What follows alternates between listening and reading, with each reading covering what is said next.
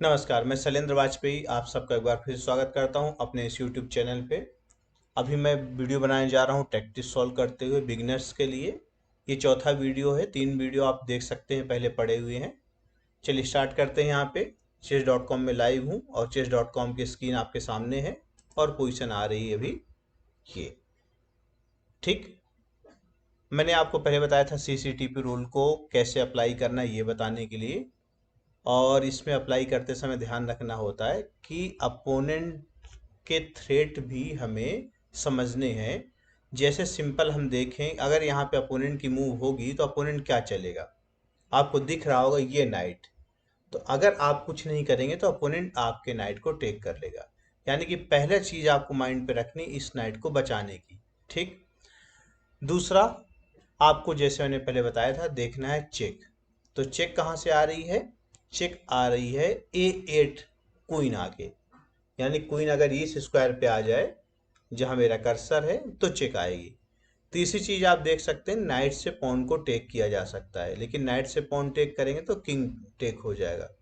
जब आपने देखा कि नाइट से पॉन भी टेक हो सकता है लेकिन किंग यहाँ पे टेक कर लेगा, तो उस टाइम पे आपके माइंड पे ये भी आना चाहिए कि अगर हम क्वीन पहले चेक दें तो किंग हटेगा और तब हम नाइट से पॉन टेक कर लेंगे। तो यहाँ अब किंग इसको टेक नहीं कर सकता। लेकिन ध्यान ये रहे, यहाँ पे जब हमने क्वीन की चेक दी, किंग हटा तो नाइट से टेक किया तो मूव आ गई अपोनेंट की। तो हमको ये सोचना होता है अपोनेंट उस टाइम का यूज कहीं से कर सकता है क्या। तो आप देखेंगे तो आपको पता चलेगा कि ये किंग सेफ है। अपोनेंट का रुक है और क्वीन है जो कि प्ले पे है, लेकिन अभी इमीडिएट किंग के लिए कोई प्रॉब्लम क्रिएट नहीं कर पा रहे हैं। अगर यही किंग जो वाइट का G2 पे अगर एक्सपोज होता, मान लेते हैं ये पॉन ना होता या और कोई सिचुएशन होती, तो हो सकता है अपोनेंट आपको टाइम नहीं देता नाइट इंटू पॉन करने का। तो सब कुछ मैटर करता है टाइम का।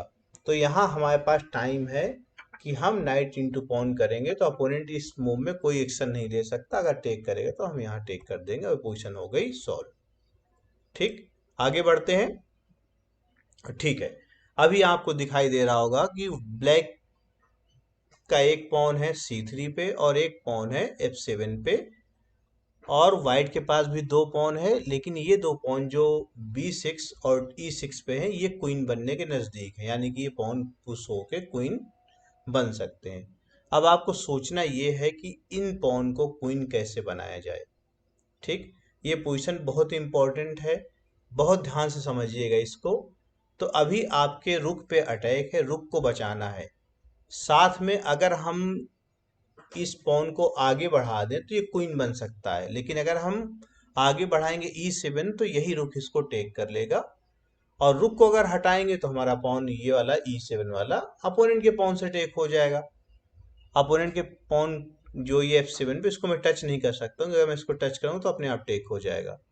तो यहाँ आपको ये कैलकुलेट करना है कि रुक इंटू F7 पॉन, जब रुक इंटू F7 होगा यानी कि आपसे आप इस रुक से इस पॉन को टेक करेंगे, इसको जो कि टेक हो गया। अब यहाँ रुक जो है आपके रुक को नहीं टेक कर सकता था, क्योंकि अगर ये हो जाता रुक एक्सचेंज होने के बाद जो पॉन B6 पे था उस वो पॉन जिसको अभी रुक ने टेक किया है वो पॉन क्वीन बनने लगता। तो अब आपके पास इस पॉन को बढ़ाने के लिए टाइम मिल गया है। या फिर से आप ध्यान से सोचिए कि अब ये पॉन जब क्वीन बन रहा है तो इसको रुक टेक कर लेगा। तो हमको यहाँ रुक को डाइवर्ट करना होगा।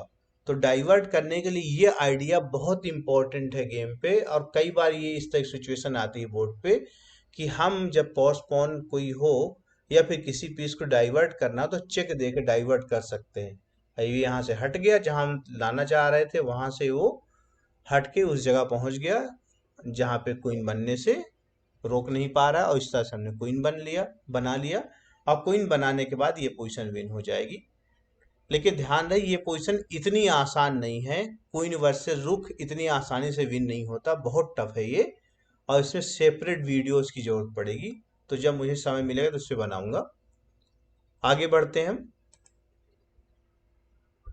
ठीक, फिर सेम चीज, check capture threat and pawn break आप कैलकुलेट करिए।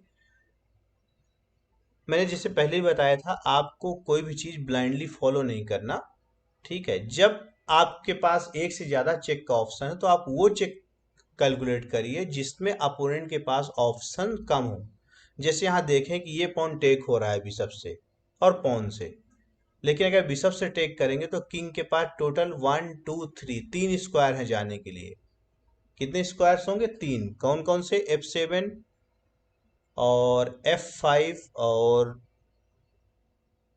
E6। लेकिन अगर इसी को पॉन से टेक करेंगे तो दो स्क्वायर होगा। वैसे भी अगर इस रूल को ना भी अप्लाई करें तो ये देख सकते हैं कि जब हम इसको टेक करते हैं किसी भी चीज से चेक देते हैं तो उस तरह से हमको कैलकुलेट करना चाहिए जब किंग के पास निकलने की जगह बंद हो जाए या फिर किंग सेंटर में आ जाए बोर्ड पे, ऐसी जगह जहां वो डिफेंस से अपने पीस से दूर हो जाए। तो यहाँ आपको दो ऑप्शन है जो आप कैलकुलेट कर सकते हैं, बिशप इंटू पॉन और पॉन इंटू पॉन चेक। अब कैलकुलेट करते हैं, चलिए bishop into pawn. Bishop into pawn पे किंग बैक चला जाएगा। अभी रुक की फाइल ओपन नहीं है, ये रुक जो बंद है इसलिए काम नहीं करेगा। तो आपको यहाँ देखना है, अच्छा जस्ट मिनट, मैंने एक यहाँ मिस कर दिया, इस रुक को आपको एक्सप्लेन नहीं किया। तो जब बिशप इंटू पॉन करेंगे तो E7 और E6 तो बंद है, वो जा नहीं सकता ना, केवल F7 स्क्वायर है बिशप से टेक करने में। तो बिशप से टेक करें तो किंग F7 चला जाएगा यहाँ, लेकिन अगर पॉन से टेक करके चेक देंगे तो किंग बैक नहीं जा सकता। इस तरह की सिचुएशन को हम बोलते हैं डिस्कवर चेक, यानी कि पॉन हट गया और पॉन हट के उसने किंग पे अटैक कर दिया और साथ में इस रुक का भी अटैक किंग पे आ गया। तो इसको बोलेंगे डिस्कवर, या फिर ये कह सकते हैं डिस्कवर डबल चेक। डिस्कवर भी है और डबल चेक भी है। नेक्स्ट पोजीशन में आते हैं। ठीक, अब यहाँ देखिए क्या हो रहा है। बिशप ब्लैक टू प्ले है, बिशप, ये बिशप हैंगिंग है यानी बिशप पे अटैक है। ठीक, बिशप पे अटैक आपको क्लियर दिख रहा होगा और साथ में आपको ये दिख रहा है कि ये बिशप अपोनेंट के पॉन को टेक कर सकता है, ये भी क्लियर है। अब तीसरी चीज आपको ये देखना है कि अगर किंग किसी तरह से H2 आ जाए अपोनेंट का, अगर H2 आ जाए तो हम बिशप से जब इस पॉन को टेक करेंगे तो किंग पे और क्वीन पे दोनों पे अटैक आएगा। क्योंकि अगर हम अभी टेक करते हैं बिशप से पॉन को तो हमारा बिशप ये अपोनेंट टेक कर ले जाएगा।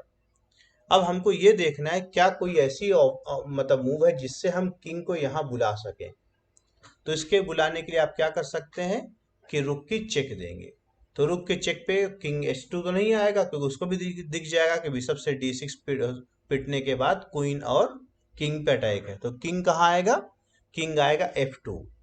तो एक चेक हो गई, किंग F2 के बाद फिर से आपका पर्पस तो सॉल्व हुआ नहीं, तो आप किंग को फिर से चेक दे सकते हैं रुक को F1 लाके।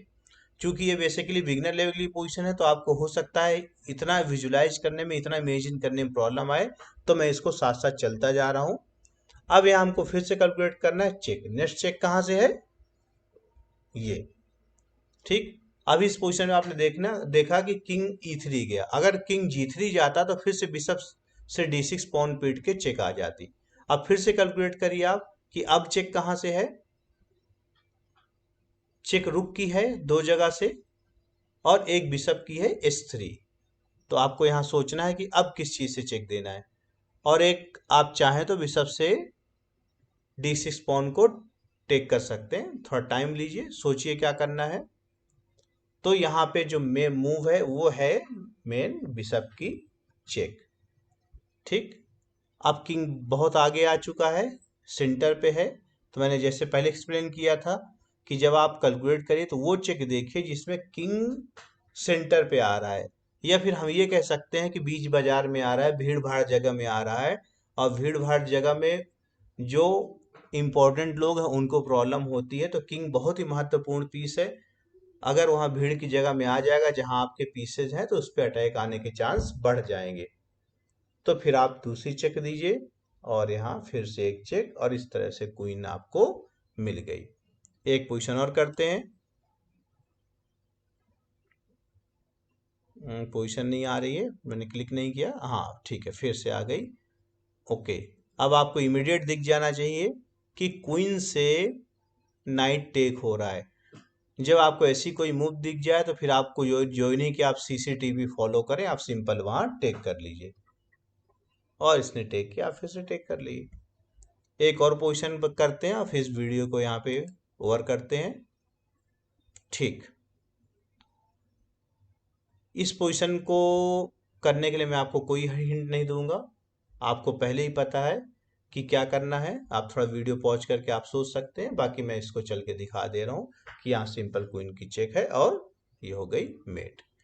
चलिए इस वीडियो को यहीं पे ओवर करते हैं। उम्मीद करते हैं आपको ये वीडियो पसंद आया होगा, और पसंद आया तो आप इसको लाइक करिए वीडियो को, और साथ में चैनल को सब्सक्राइब करिए। जिन्होंने नहीं किया उनके लिए, जो कर चुके हैं तो ऑलरेडी है ये सब्सक्राइबर। चलिए आप सबको बहुत बहुत धन्यवाद। मिलते हैं एक नए वीडियो में।